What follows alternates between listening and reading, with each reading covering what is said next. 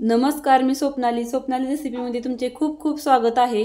आज आपण बघणार आहोत मका पापडी म्हणजे मका पोह्याचा चिवडा कसा करायचा ते बघणार आहोत।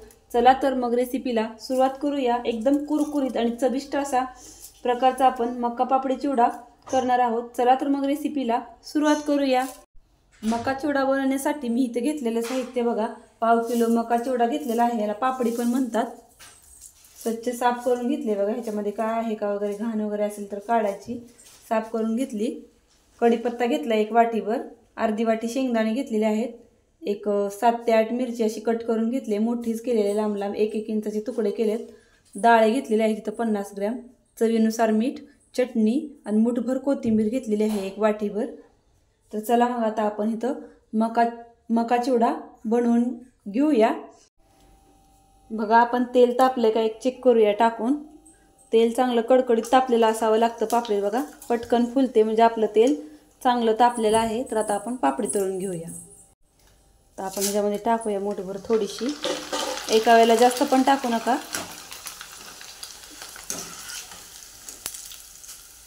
पापडी फुलली की गॅस कमी करायचा आणि हे सगळं काढून घेऊया।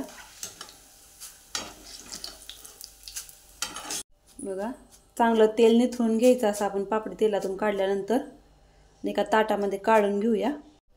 मोठ्या ताटामध्ये आपण काढून घ्यायचे, चांगली हलवायला येते आपल्याला परत मसाला वगैरे टाकलं की।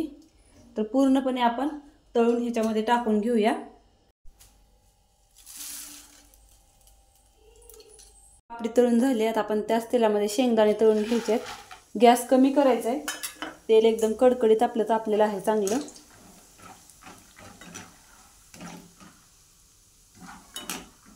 पण आपले तळून झाले बघा, आवाज येते असं कुरकुरीत होईपर्यंत शेंगदाणे तळून घ्यायचे आहेत।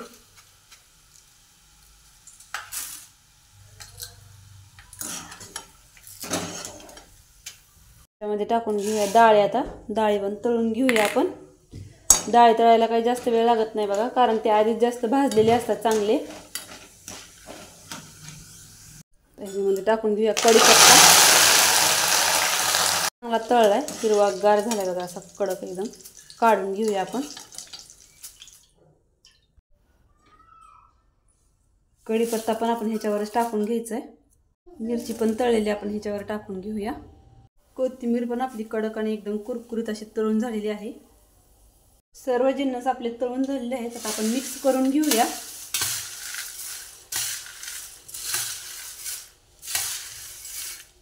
बघा काय मस्त असा चिवडा दिसतोय आपला मका चिवडा।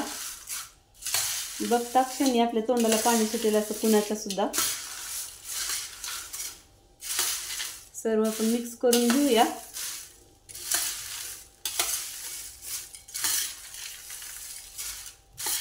ह्याच्यावर टाकायचं आपण चवीनुसार मीठ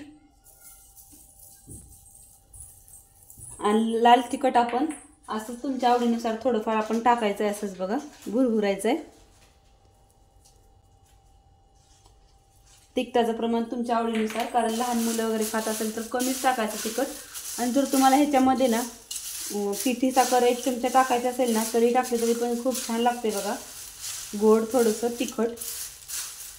सर्व असं मिक्स करून घ्यायचं हाताने। आपण मीठ वगैरे टाकलं त्याच्यामुळे हातानेच मिक्स करून घ्यायचं। एकदम मस्त असा आपला कुरकुरीत एकदम चिवडा तयार झालेला आहे, मका चिवडा।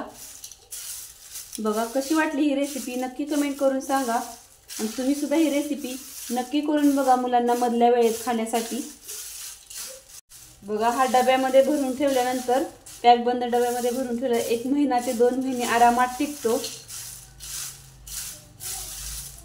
तुम्ही याच्यापेक्षा मोठ्या प्रमाणात जरी करून ठेवला तरी महिनाभर आरामात टिकतो, वास वगैरे येत नाही। तुम्ही ही रेसिपी नक्की ट्राय करून बघा। बघा कोथिंबीर एकदम कुरकुरीत तळल्यामुळे सगळ्या पापडीला आपली अशी कोथिंबीर लागलेली आहे।